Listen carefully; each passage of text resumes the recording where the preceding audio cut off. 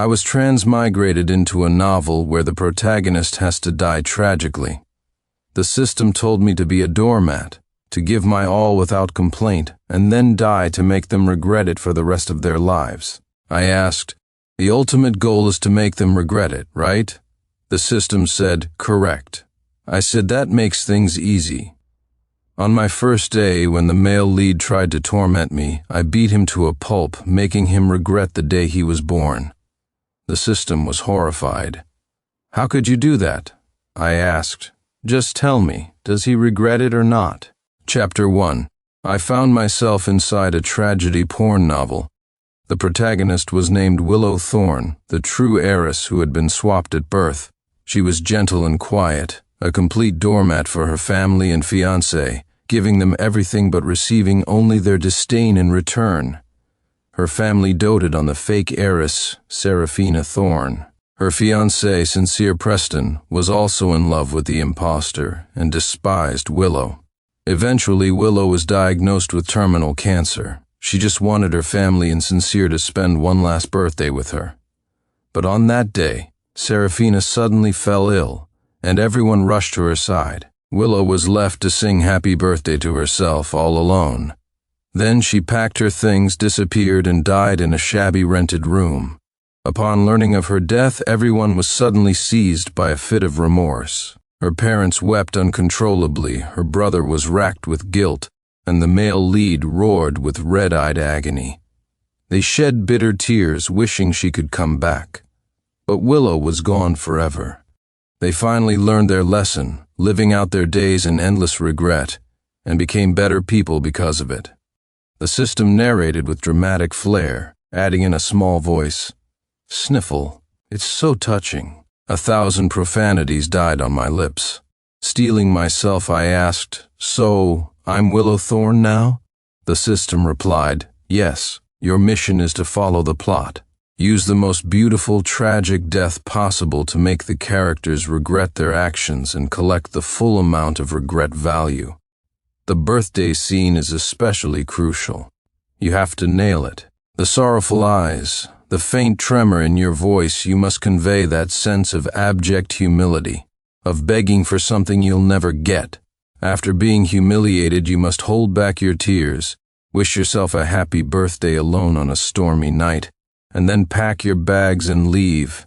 Oh, and before you go, you have to endure your pain and clean the house, arranging your things neatly so you don't trouble your family.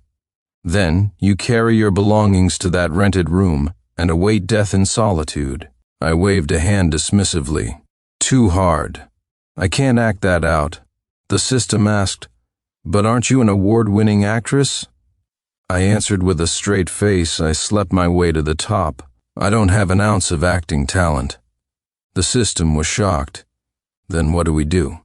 "The plot has to move forward. If the characters don't regret it, we won't collect enough regret value, and this whole micro-world will collapse. Boo-hoo." I consoled it. "The ultimate goal is just to make them regret it and collect the value, right?" The system, yes. Me, and I don't have to follow the script exactly, do I? The system, correct. I snapped my fingers. "Then this is easy. Let's begin." Chapter 2. I opened my eyes. The fake heiress, Seraphina Thorne, was sobbing in Sincere Preston's arms while I stood silently in the hallway. "Willow Thorne, why did you push Seraphina down the stairs? You're a truly terrible person." Sincere cradled Seraphina as he condemned me. A long progress bar hovered over his head, labeled regret value. Currently, the value was 0. At this point in the plot, the original Willow had been back with her family for 2 years and had done countless things for him. Sincere remained completely unmoved, yet he shamelessly enjoyed her devotion. Worse, the moment Seraphina shed a single tear, he would verbally abuse Willow. He'd been tormenting her for this long, and he didn't feel an ounce of regret. What a scumbag. Don't blame Willow, she only gave me a light push. I didn't think I'd get hurt so badly. Seraphina's face was pale, her brow furrowed in pain as if she were about to faint. Sincere immediately panicked, crying out her name as if she were on death's door. I watched, expressionless for a moment, before pulling out my phone and dialing 911. Hello, police? There's been an attempted murder at 2B Celestial Heights. The victim was pushed down the stairs and is critically injured. She's about to die. Please get here as soon as you can. At the sound of my voice, Serafina's body stiffened and her moans ceased. Sincere, however, didn't notice. Still frantic, he was about to carry her to the hospital. I dialed again. Hello, 911? Someone at 2B Celestial Heights has fallen down the stairs and is critically injured. She's about to die. Please send an ambulance immediately. Serafina shot to her feet. There's no need to call the police, and I don't need an ambulance, I'm fine. I walked over and pressed down on her shoulder. No, you're not fine. I'm fine. You're not. I held her firmly in place, then turned to the furious Sincere.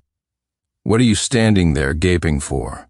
Serafina fell down the stairs. She needs to lie flat on the ground immediately, or her injuries could get worse. Sincere paused, then nodded. Right, Serafina needs to lie down. He quickly lowered her to the floor. Serafina had no choice but to lie there, fuming. I rushed to the kitchen, grabbed a handful of ice packs and dumped them all on top of her. Ah, Serafina shrieked. What are you doing? I yelled back. Don't be afraid, the ice packs will help slow down the swelling. Then I grabbed a rock-solid frozen ice pack and pressed it hard against her face and neck. Serafina let out a blood-curdling scream. Sincere exploded in rage, slapping me hard across the face and shoving me away. Get off her. The push sent me stumbling to the floor, my elbow slamming against the hard tile. My entire arm throbbed with pain, and my cheek burned. Wow, this deadbeat scumbag actually hit me? Without a second thought, I lunged at him. Smack, smack, smack, a volley of slaps sent the unprepared Sincere spinning like a top. The system shrieked, What are you doing? You just hit the male lead? He hit me first. This is self-defense, I retorted in my mind, continuing to pummel the dazed Sincere. You dare hit me. You dare hit me, die, die, die. Sincere finally came to his senses and roared. Willowthorn, smack for hitting me, you fucking... Smack for hitting me, stop it, smack, smack, smack for hitting me. No matter what he said, I just slapped him, repeating the same phrase over and over. It was a crude form of brainwashing, creating a powerful psychological link between hitting me and getting slapped. I was going to make Sincere understand hitting me gets you slapped. Sincere finally fought back, grabbing both of my hands.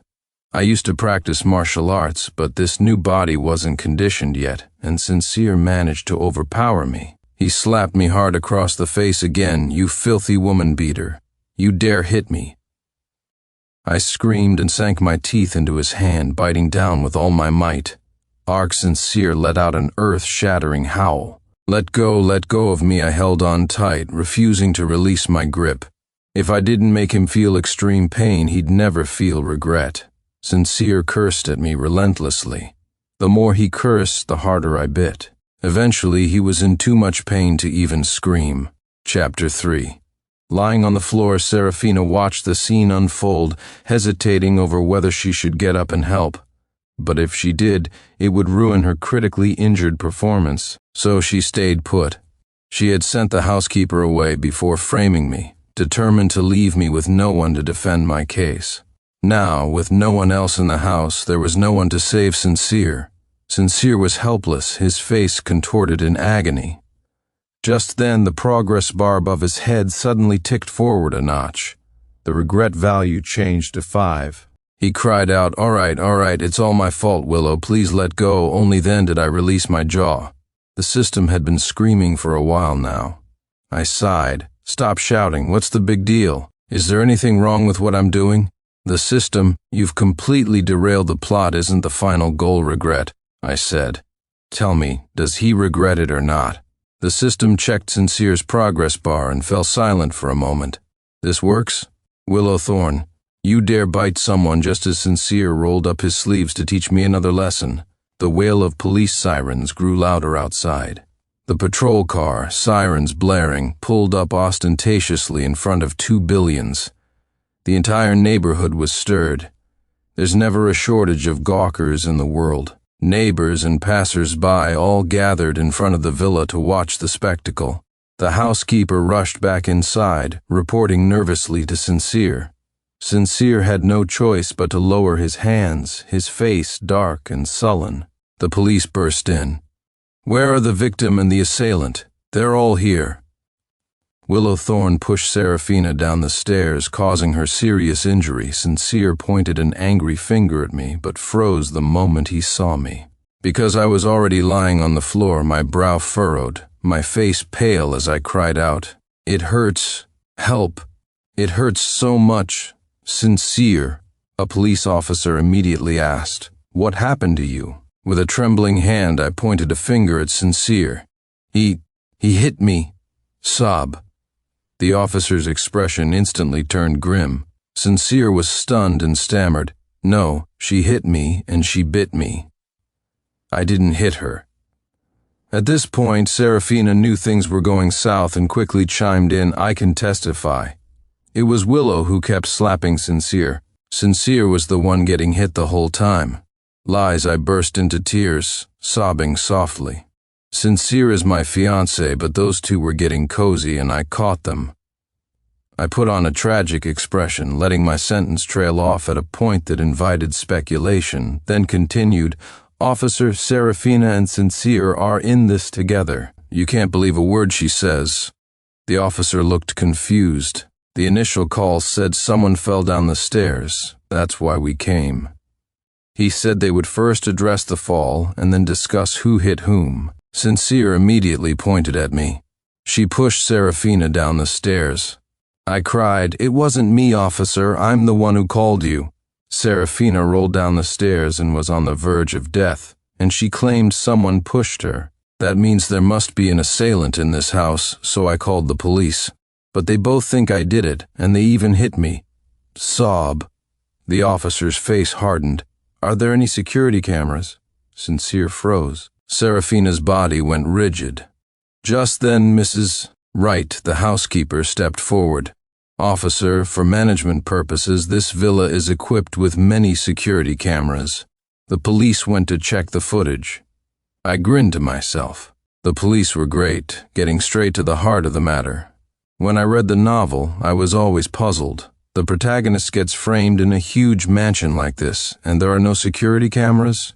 Any normal wealthy family would have them installed. But in the novel, everyone seemed to have collectively lost their minds and never mentioned it, just relentlessly blaming the protagonist. All the protagonist did was silently weep. The plot points were so forced and contrived it made me roll my eyes. Fortunately, the people in this world were normal. Mrs. Wright had installed cameras and the police would check them. Seeing the police actually head to the security room, Sincere shot me a venomous look, an expression that screamed, "You're dead, bitch." I just smirked back at him. Serafina's face turned deathly pale. This time, it was genuine. After all, her lies were about to be exposed. Chapter 4. Wee Woo, Wee Woo. Just as the room fell silent, the paramedics arrived. The doctors and nurses carrying a stretcher entered the house and stopped in their tracks, taken aback by the scene. "Where is the patient?" a doctor asked. Serafina immediately let out a couple of coughs to signal that she was the injured party. I followed suit, covering my mouth and coughing as well. It was all a performance, and I was a professional. The doctor quickly began to assess both me and Serafina. After a brief emergency checkup, the doctor said, "Neither of you seems to have any major issues for now, but to be safe, you should both go to the hospital for a more thorough examination." Sincere let out a sigh of relief and comforted Serafina. "It's good that you're okay." Serafina nodded, looking anxious. I feigned surprise. "Oh, so Serafina is fine?" She was acting so weak just now, I thought she was going to die. Serafina bit her lip and glared at me. Nonsense. Sincere immediately jumped to her defense, looking at me as if I were a piece of irrational garbage. "We won't know for sure until she's checked at the hospital." What's with the sarcastic tone? "Scumbag. Just you wait, I'll take you down."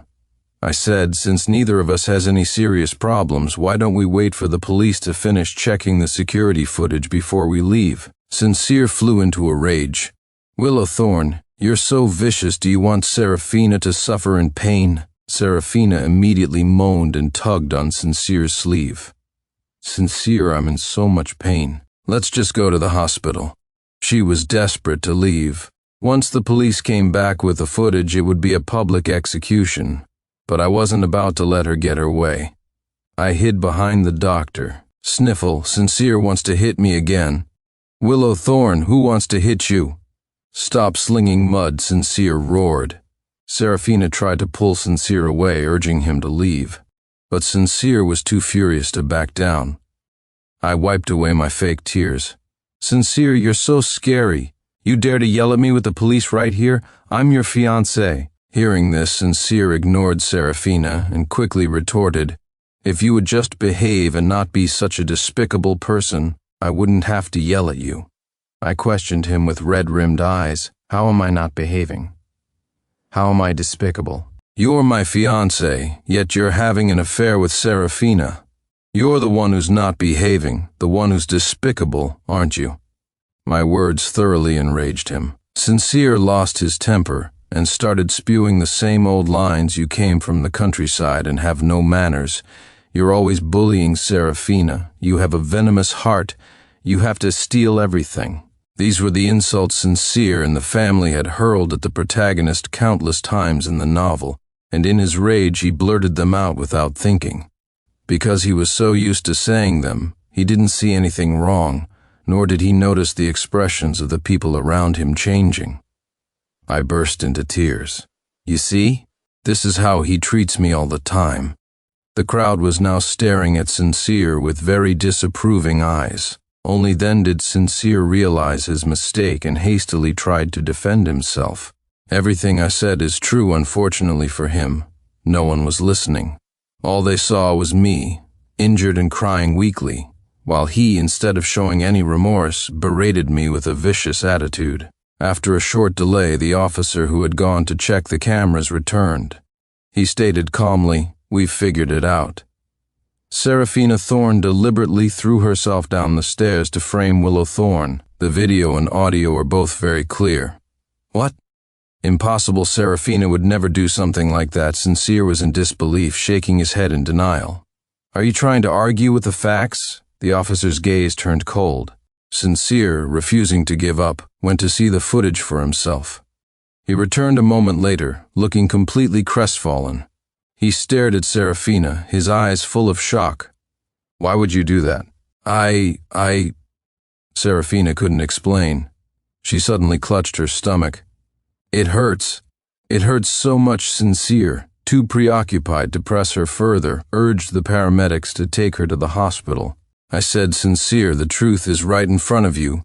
You protected Serafina and hit and cursed at me. Doesn't your conscience hurt? Sincere stiffened but didn't answer, helping Serafina onto the stretcher. The regret bar above his head moved forward a little, the number changing to 7. Chapter 5. Only 7? I let out a bitter laugh and said to the system in my head, see? He knows he wronged me, and it only produced 2 points of regret value. I highly doubt my death would suddenly raise his value to 100. If I follow your mission plan, I'll most likely fail to collect anything. The system was silent for a moment before saying, how do you know if you don't try? I couldn't be bothered to argue with it. I clutched my arm and cried out, it hurts. Sincere hit me, and it hurts so much. Sincere turned around and snapped, who hit you? You were the one who hit me first, and now you're playing the victim. The officer said, Mr. Preston, the security footage shows that Miss Thorne was using ice packs to treat Miss Serafina's injuries. You initiated the conflict by pushing Miss Thorne to the ground. Miss Thorne retaliated, and the situation escalated into a mutual fight. A mutual fight? A man hits a woman first, and when she fights back, you call it a mutual fight? Someone in the crowd muttered. Sincere froze, only now remembering that he had pushed me. I was crying my eyes out. Officer, I want to press charges against Sincere Preston for assault. He needs to go to jail. The facts were clear. The police stepped forward, indicating they were taking Sincere into custody. Sincere never expected this turn of events. He was completely dumbfounded. The system was also dumbfounded. "You're sending the male lead to jail?" I said calmly. "What else? Should I just let him get away with hitting me? If he doesn't go to jail, will he ever feel regret?" As soon as I said it, the regret bar above Sincere's head shot up to 20. The system, holy crap, it went up that fast? I rolled my eyes. See? He knew he wronged me, and it gave me 2 points. I threatened him with jail time, and his regret value instantly jumps to 20. The system went quiet. As I was loaded into the ambulance, I said in my mind, "System, do you know why the world has prisons and punishments?" The system, why? Me, because people are fundamentally bullies to the weak and cowards to the strong. Most people who do bad things will never regret it unless they face consequences. You see those corrupt officials and rapists crying and repenting in court. You think they're genuinely sorry? Wrong, they're only sorry because they've been sentenced and have to face terrible consequences. If they'd never been caught, they would never have regretted a thing. The system seemed thoughtful.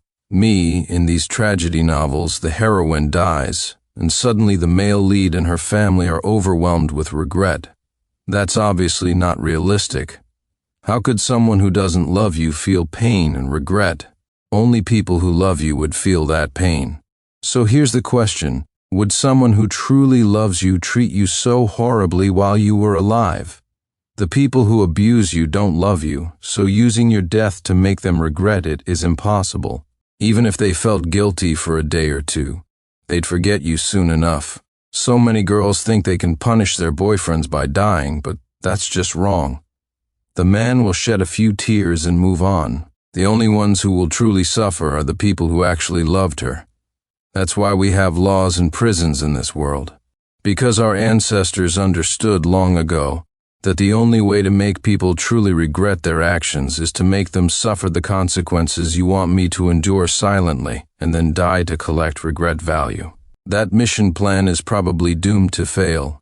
I rattled onto the system from the back of the ambulance. The system listened quietly and finally said, "You make some valid points, but I still believe they will regret it when the protagonist dies. How about we make a bet?" "Bet on what?" "Let's bet on whether they'll regret it when they find out I'm dying." "All right. If I win, you have to give up 10 years of your lifespan. If you win, I'll give you 100,000 points. 100,000 points is enough for you to return to the real world, equivalent to $1 billion. My eyes lit up. "Deal, you've got a deal, it's a deal." After making the bet with the system, I arrived at the hospital and underwent a full examination. Serafina had minor bruises but was otherwise fine. I, however, was diagnosed with a minor fracture in my arm. Chapter 6. Huh? A fracture? It didn't feel that bad, I wondered. The system said the protagonist's brother pushed her down the stairs 2 days ago, causing the fracture. She endured the pain silently and never told anyone. It was only discovered during this hospital visit. I said, "Oh, perfect. It doesn't matter who did it. We'll pin it all on Sincere. This mess was going squarely on the scumbag's head." The medical results. I had a fracture. Serafina had minor bruises. The police investigation summary. Serafina faked a fall to frame me. I, holding no grudge, tried to help her with ice packs. Sincere, thinking I was trying to harm her, struck me first, which led to a mutual altercation. Being physically weaker than the male Sincere, I ended up with a fracture. So, I cried my heart out and pressed charges against Sincere, demanding he be sent to jail. Because I refused to forgive him, Sincere was taken into criminal detention. He was actually locked up. He was utterly stunned, and his regret value climbed to 30. The Preston family was a big name in the country. The news that young Master Preston had been arrested sent reporters flocking to the story. Many people had witnessed the incident, and they were all on my side, looking down on Sincere for hitting a woman. The news spread like wildfire. Sincere was humiliated, his reputation in tatters. The system reported that his regret value had jumped to 50. I couldn't help but laugh. So this guy was obsessed with his reputation. Getting reported on by the media made him 20 points more regretful than actually hitting someone and framing me. Since he cared so much about his image, I wasn't about to miss this opportunity to farm some regret value. The police released an official report, which quickly went viral online. The gossip it contained was juicy. The person Sincere Preston had fought with was a woman, his own fiancée, Willow Thorne. It was the scandal of the year. Countless reporters swarmed the hospital to interview me. Facing the cameras, I wept piteously as I recounted the entire story. Sincere Preston detained after brawl with fiancée trended on social media. A man fighting his fiancée over another woman would be eye-catching enough for an ordinary person, let alone a public figure like Sincere. Countless netizens flooded Sincere's and Serafina's social media accounts, calling them a scumbag and a homewrecker.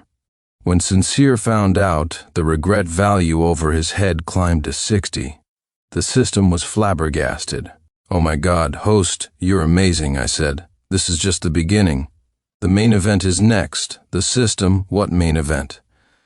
I said, "The family, of course. The Thornes hate Willow so much. We have to make them regret it too. They're also targets. The system, oh right. So what's your plan?" I said, "Have you forgotten how the protagonist died?" "The system, cancer me, exactly. I'm already in the hospital. It would be a waste not to get a full body scan, right?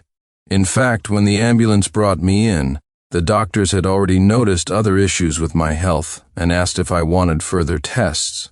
Of course I did. I was going to make very good use of this cancer diagnosis. These scumbags, I was going to make them regret ever being born. System, after I get my results, our bet begins. The system said, "Fine. I think I'm going to win." I just smiled faintly and said nothing. Chapter 7. The attending physician walked into my hospital room with a grave expression. He handed me the report and said, "Miss Thorne, your test results are back." He paused, his voice filled with sympathy. "I'm very sorry to tell you, but the results are not good. It's a brain tumor."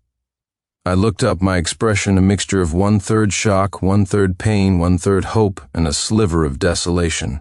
"Doctor, can it be cured?" The doctor sighed softly and told me the truth. The tumor was already large, pressing on vital nerves and blood vessels. Surgery was almost impossible. In other words, I had about 2 months to live. 2 months? I understand. I took the report, glanced down at it for a moment, and then lay back on the bed. "Thank you, doctor." Everyone looked at me with pity, their eyes filled with sympathy. As soon as the doctor left, I picked up my phone and started scrolling through gossip, cackling with laughter at the funny posts. A short while later, the door to my room slammed open, and 3 people stormed in. It was the protagonist's father, mother, and brother.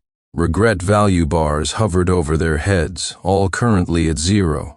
After 2 years of being back home, enduring endless grievances and giving them everything, I was now in trouble, and they didn't feel a single shred of remorse. Their faces were grim, their eyes filled with fury, as if I had committed some heinous crime. "Father, mother, brother," I called out, my face pale and my voice weak. "All right, drop the act," my brother Damien sneered. "Sincere gave you a little push and you fractured a bone. Who are you trying to fool?" My parents, Arthur and Eleanor, chimed in. "Why did you have to press charges against Sincere and get him detained? Have you no consideration for the family's reputation and business? And Serafina, you've made such an ugly scene. Have you thought about how she's supposed to face the world?" They went on and on, all of them there to condemn me, demanding I drop the lawsuit and get Sincere released. Not a single one of them asked how I was doing. I was utterly speechless. And the system wanted me to be a doormat for these scumbags, to give them everything, and then die to make them regret it. "Give me a break," I said, my eyes welling with tears, but Serafina was the one who framed me. "Why are you all blaming me?" Arthur said, "Serafina told us. She said you're always bullying her, and she got so angry she lost her head and did something foolish." I asked, "And you just forgive her like that? You believe everything she says?" Eleanor said, "Serafina is pure and kind. She wouldn't lie. I shot back. She wouldn't lie? So it wasn't her who faked a fall down the stairs to frame me. It wasn't her who lied and said I pushed her. It wasn't her who lied about being seriously injured. The three of them were at a loss for words. After a moment, Arthur shouted, "Everyone makes mistakes. She made one mistake. Can't you just forgive her?" I said it wasn't one mistake. She's constantly framing me. One moment saying I cursed at her, the next saying I stole her things. And every single time you take her side without a second thought. "Nonsense, you're still slandering Serafina," Damien roared, furious. I stared at him, my gaze steely. This was the person who had given the original Willow a fracture, and now he had the gall to bark at me. I took a quiet breath, reminding myself to hold back for the sake of the bet. "Fine, let's not talk about the past. There's no evidence anyway, so we can't sort out who was right or wrong. Let's talk about now. The police have already uncovered the truth, so why are you still condemning me?" Arthur said, "You don't air your dirty laundry in public. You made this whole affair public knowledge and ruined the family's reputation." "That's your fault," Eleanor added. "And Sincere is your fiancé. How could you press charges and get him detained? Is that any way to act? Write a letter of forgiveness immediately and get him out." I retorted, "So now you admit he's my fiancé? I thought he was Serafina's fiancé?" They were both speechless. Damien rushed over and grabbed me by the collar. "Are you done? Just write the letter and get Sincere out and tell the media that you provoked Serafina first and that's why she retaliated me." The family in this tragedy novel was truly brain dead. I was getting a first-hand experience. I silently swore that I wouldn't let any of them off, especially this brother of mine.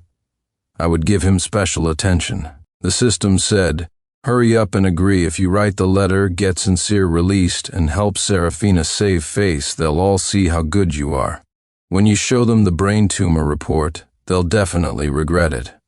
I thought for a moment and said, "Fine, I'll do as you say. Let's see who wins this bet. The system, I'll definitely win." So, under my family's urging, I took the pen and paper they offered and scribbled down a letter of forgiveness. Chapter 8. The three of them finally looked relieved. "At least you still have some conscience." They tossed that line at me and hurried away. Just before they left, I asked them, "I've done what you asked. You know Serafina framed me, yet you came in here and berated me with such a terrible attitude. Don't you feel even a little bit of regret?" The three of them paused. The regret value bars above their heads all collectively rose by 1 point. They regret it. They regret it, the system shouted excitedly. I knew they would regret it. I rolled my eyes. 1 whole point of regret? The system faltered for a second, then said, "Just keep at it." Soon after, Sincere was released from the police station. The whole group went to the hospital to see Serafina, where they all hugged and cried, completely forgetting about me in the very same hospital. Arthur's secretary brought reporters to my room for an interview, telling me to reveal the truth behind the story. The system, quick, do what they say.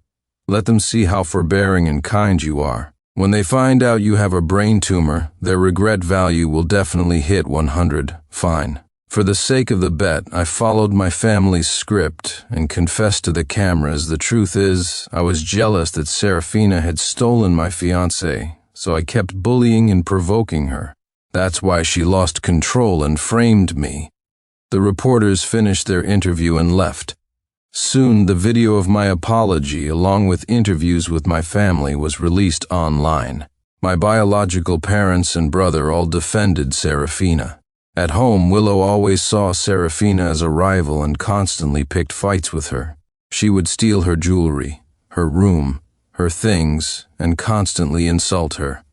We tried to reason with her many times, but Willow's jealousy was too strong.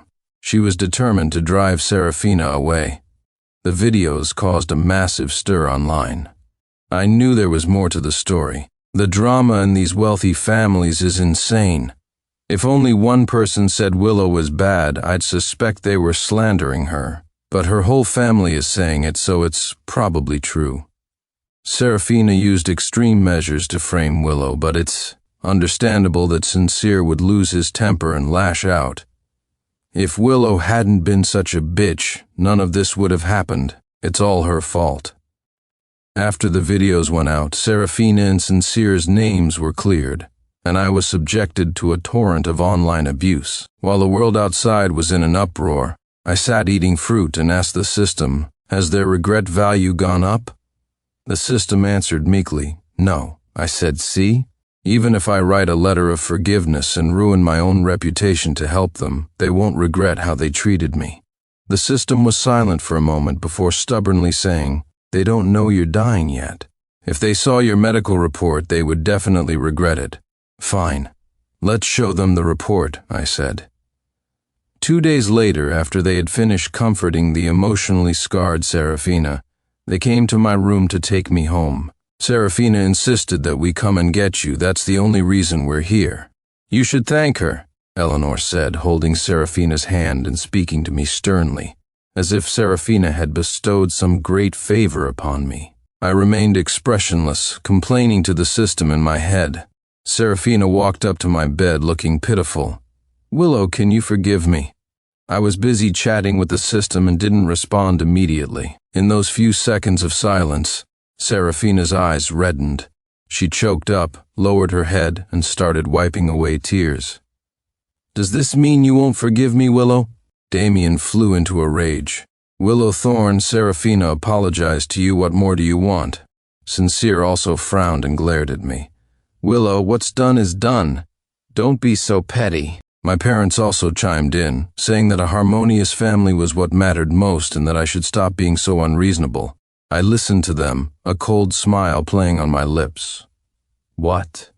She apologizes and I have to accept? If I don't, I'm the one at fault? I wanted nothing more than to kick them all, but on the surface, I put on a tragic expression.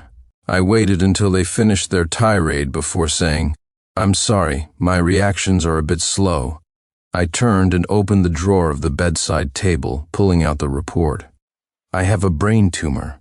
It's pressing on my nerves, which makes my reactions slower. I hope you can understand. Then I gave Serafina a sad smile. Serafina, of course I forgave you a long time ago. Please don't misunderstand. Everyone froze. Chapter 9. Eleanor was the first to rush over and snatch the report from my hand. After reading the results, a look of utter shock crossed her face. How can this be? The others crowded around. As they saw the report, their reactions varied. Sincere was in disbelief. Willow, you have a brain tumor? How is that possible? You're so young. Serafina asked, Willow, is this real? Damien was suspicious. You didn't forge this, did you? Arthur frowned, studying me with doubt in his eyes. I almost laughed out loud. These people were actually questioning me. My fists clenched. I held back my anger and said, You can ask the doctor if you don't believe me. Still skeptical, the family went to find the doctor. Does Willow really have a brain tumor? Is this report authentic? Could it be a forgery? Listening to their endless speculation, the doctor became incensed. Of course it's real. Are you accusing me of fraud? No, that's not what we mean.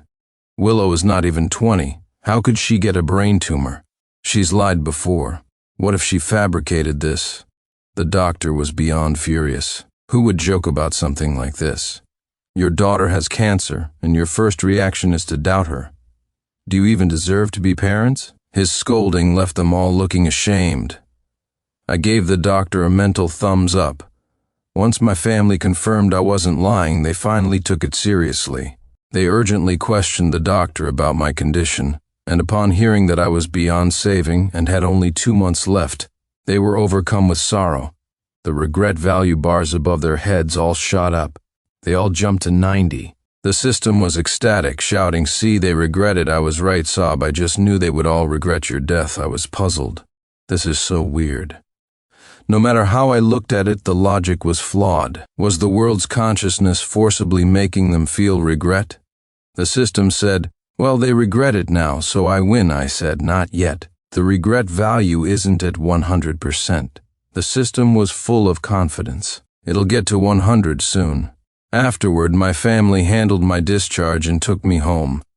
Knowing I didn't have long to live, they became incredibly attentive, constantly asking if I needed anything, hovering around me day and night, and completely ignoring Serafina. Serafina, filled with resentment, resorted to her old tricks, trying to frame me with petty schemes. This time, however, my family and Sincere had collectively evolved from being blind to having eagle eyes. They didn't even need me to defend myself. They automatically spotted the flaws in her stories and scolded her. Me, wow. Just to be clear, in the 2 years the protagonist had been home, Serafina's framing tactics were never sophisticated, but everyone had acted like blind morons, cursing the protagonist and defending Serafina. Now that the protagonist has cancer, they're suddenly not deaf or blind anymore. They've transformed from idiots to geniuses. It seemed protagonist gets cancer was a miracle cure for stupidity, deafness, and blindness, with instantaneous effects and no transition period. See? The protagonist toils for her family, gives them everything, and then dies a beautiful, tragic death. This kind of plot deeply moves people, makes them wake up and become better versions of themselves. The system was moved to tears, believing victory was within its grasp.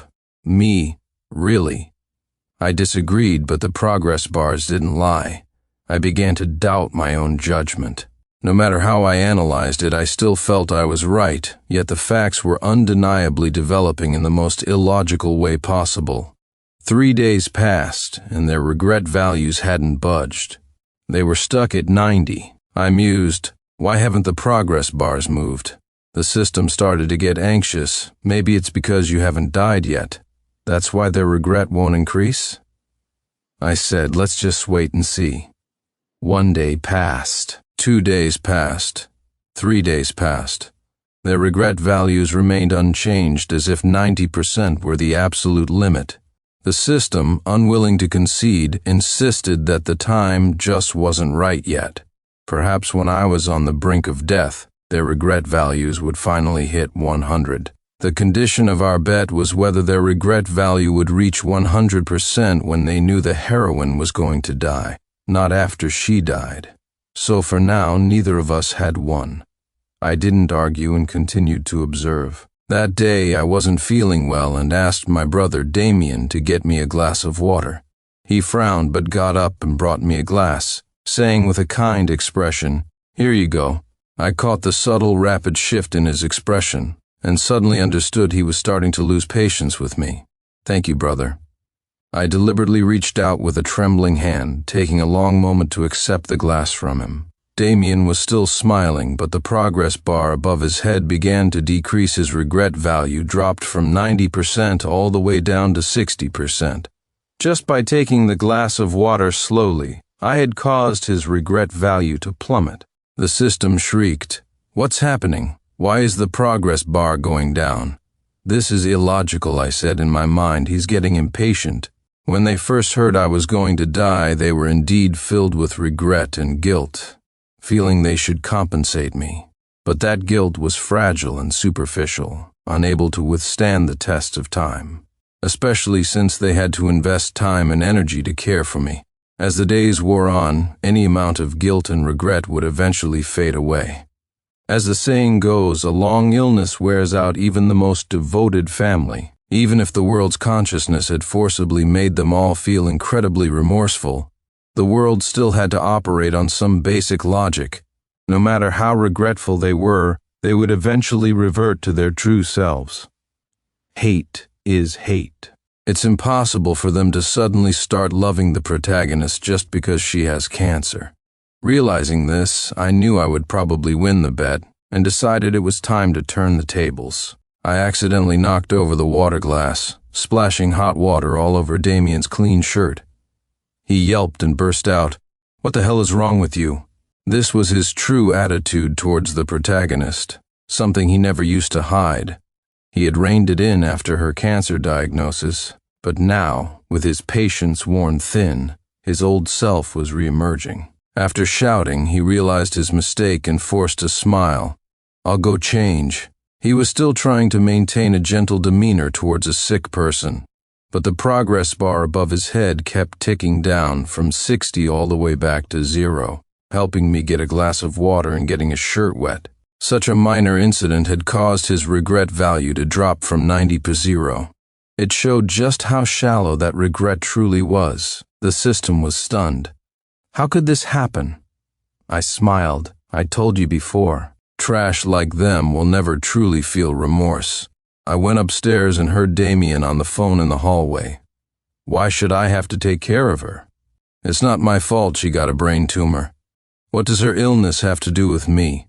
Why do I have to cater to her every whim? It's so annoying someone else can take care of her. I waited until he finished his call before stepping out of the shadows and returning to my room. The system was despondent. How could this be? I said nothing. The facts spoke for themselves. I saw no need to argue with it anymore. Over the next few days, I deliberately made them do things for me, and even intentionally asked Sincere to keep me company.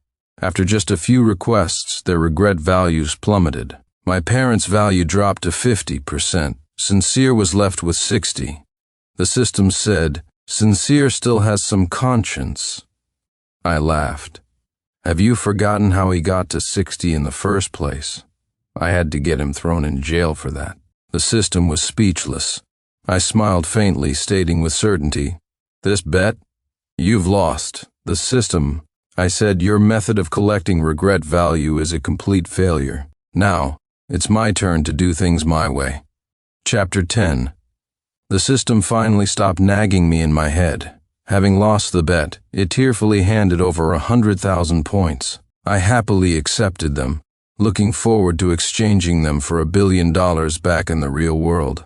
With the system no longer holding me back, I immediately wrote an article detailing the entire true and fake heiress saga, including how my family protected the imposter while bullying me. I also released the audio recordings of my family threatening me and forcing me to help clear Sincere and Serafina's names. That's right. When they stormed into my hospital room to force my forgiveness, I had secretly started recording. When the secretary brought the reporters and made me stick to their script, I recorded that too. It was all damning evidence. Once the time was right, I posted everything online, catching everyone completely off guard. The internet erupted. Netizens questioned, why release the truth all of a sudden? I posted my brain tumor report and replied, because I'm about to die, and I refuse to die with this injustice. You all cursed at me. I did nothing wrong, yet I'm supposed to die with this false blame on my name, while they, the guilty ones, get to live their lives? That's not fair. The netizens had nothing to say.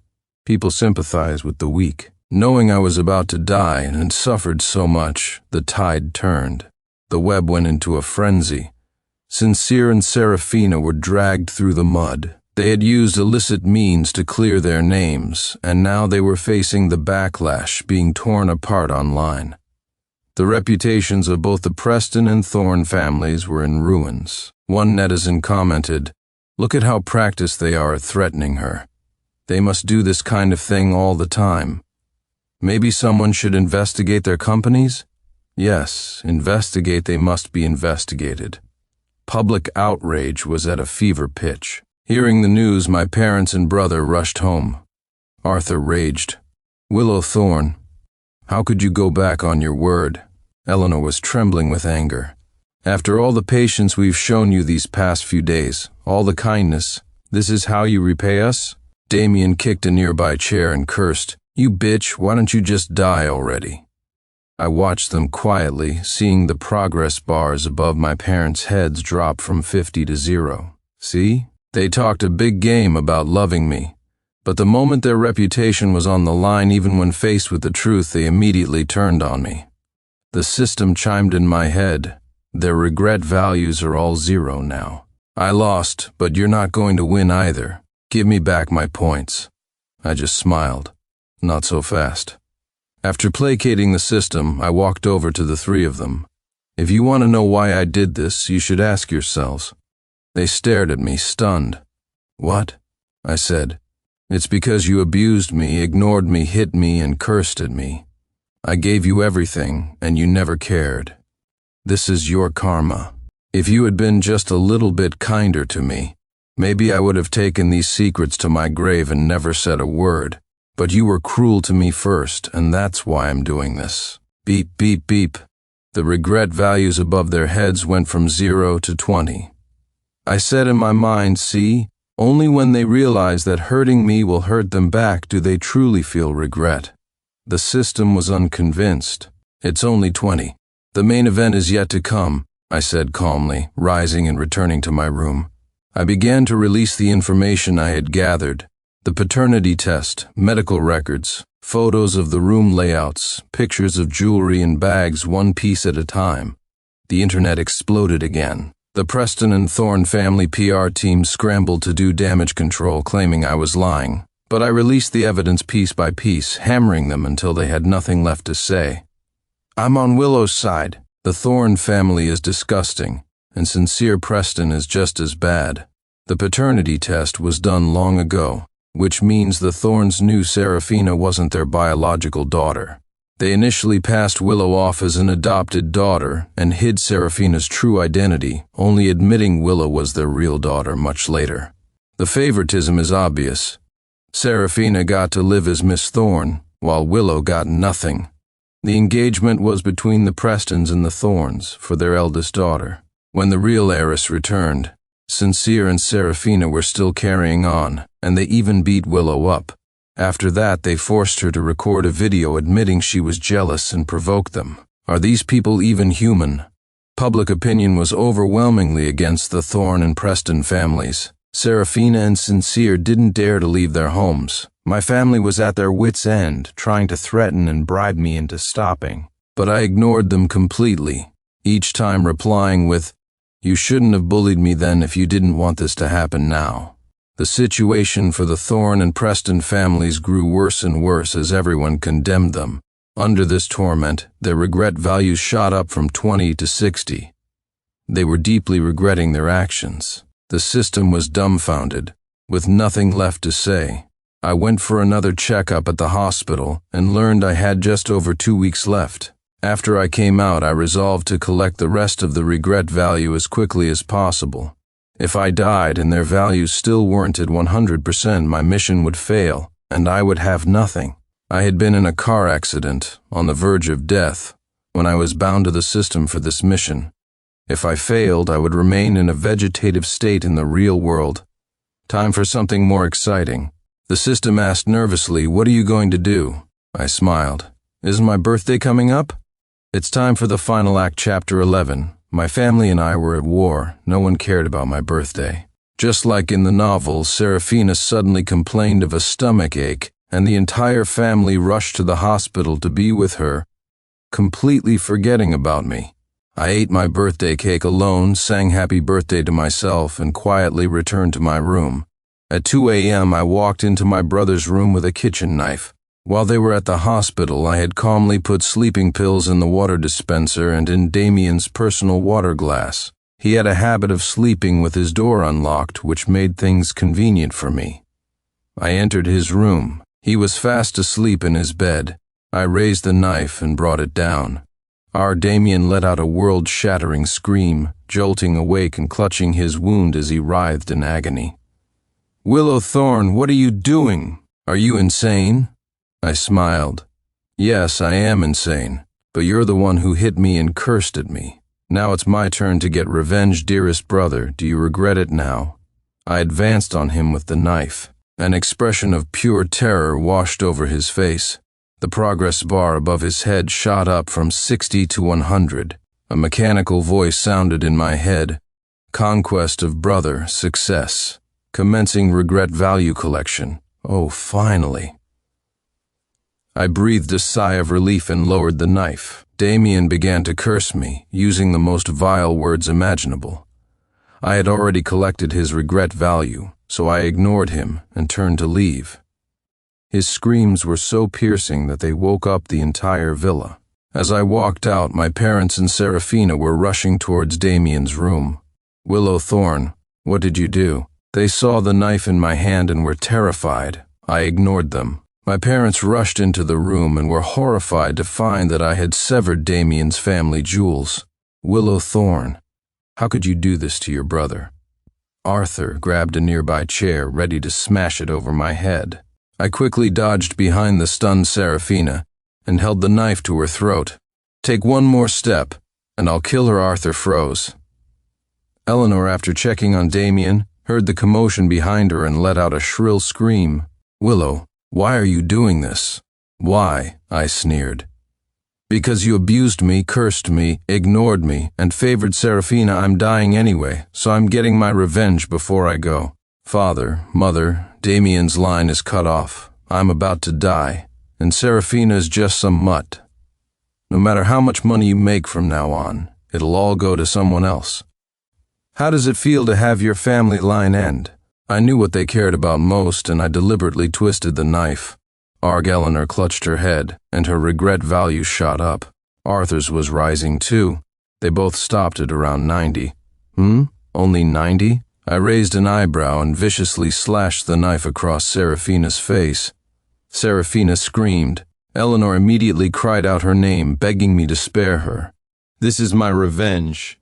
I will make you regret everything I said. Eleanor's regret value shot from 90 to 100. Conquest of Mother, success. The mechanical voice chimed in. I looked at Arthur. His progress bar had moved up 5 points and then stopped. What a heartless old man. I slashed Serafina's face again. Eleanor screamed and fainted.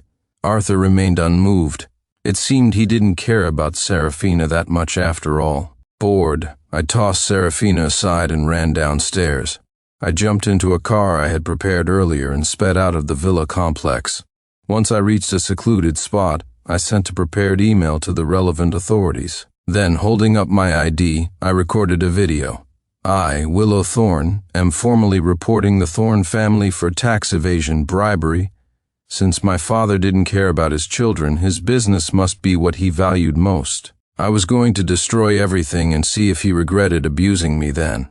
After I posted the video, the internet completely lost its mind. The true and fake heiress story was already a hot topic. With this new bombshell, the Thorne family had no time to react before my video report went viral. The evidence was conclusive. My father's company was finished. Conquest of father, success. The mechanical voice in my head confirmed that my father finally truly regretted it. Humming a little tune, I drove to Sincere Preston's villa and called him, telling him to come out.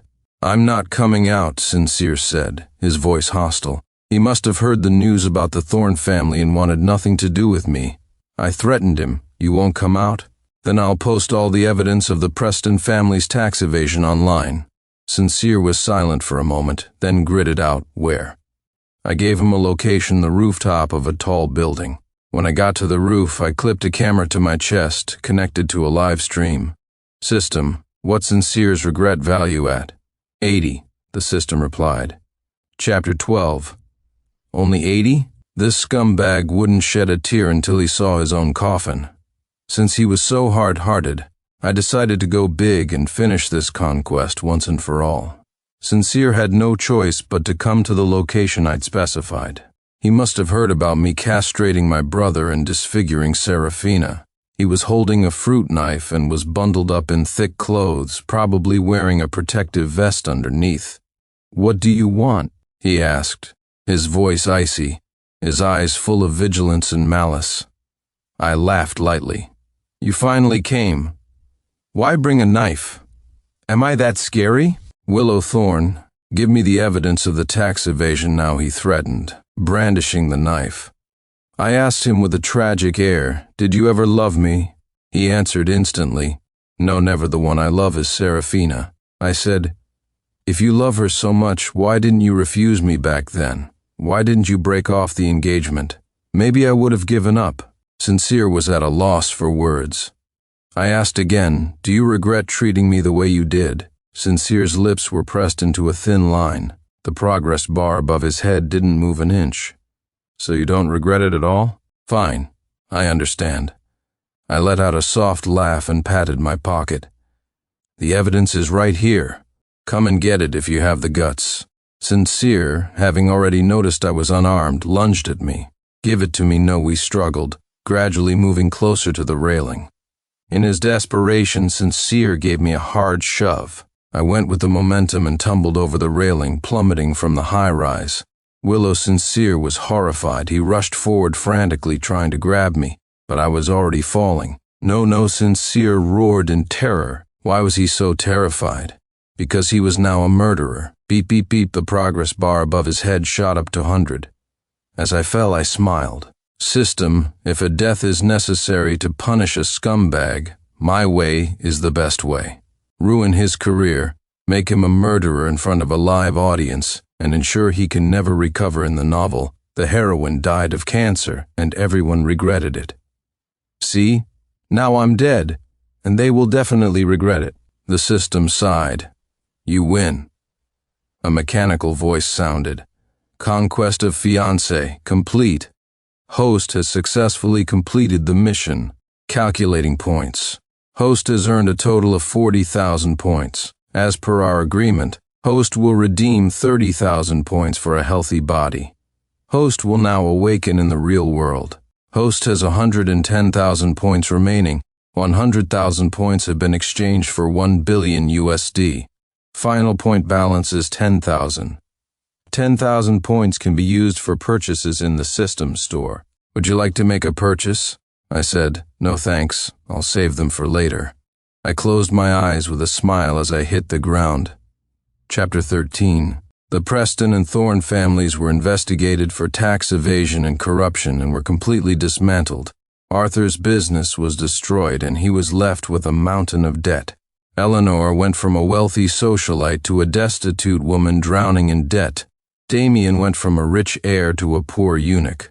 Sincere Preston was convicted of murder and economic crimes and sentenced to 15 years in prison. The Preston dynasty fell. Serafina, her face ruined and her reputation in tatters, tried to save herself by stealing the family's remaining cash and running off with some hoodlum. She said she was going to get plastic surgery, but she was sold into human trafficking along the way and was never heard from again. They all lived in a state of constant regret. If only we hadn't been so biased. If only we'd never brought Willow Thorne back. If only we'd treated her better when we brought her back, none of this would have happened. If only we could do it all over again. They all learned their lesson, became better versions of themselves, and were tormented by regret for the rest of their lives.